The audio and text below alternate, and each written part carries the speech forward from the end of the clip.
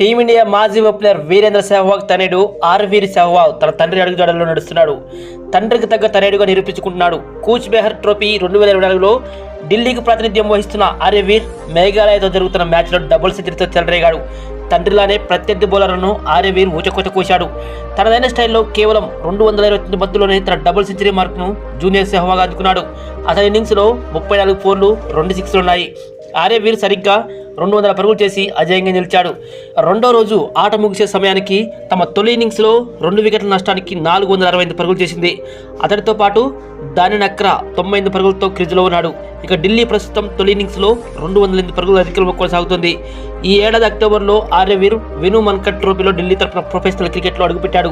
తన డెబ్యూ మ్యాచ్లోనే ఆర్వీర్ అదరగొట్టాడు. మణిపూర్తో జరిగిన మ్యాచ్లో 49 పరుగులు చేసిన తన జట్టుకు అద్భుతమైన విజయాన్ని ఈ ఢిల్లీ చిత్తరపిడుగు అందించాడు. ఆ తర్వాత ఆర్వీర్ సెహ్వాగ్ తన ప్రతిభను చాటుకుంటూ వస్తున్నాడు. మరోవైపు ఆర్వీర్ ఐపీఎల్లో ఆడుతూ చూడాలన్న తన కోరికను సెహ్వాగ్ ఇప్పటికే వెల్లడించారు.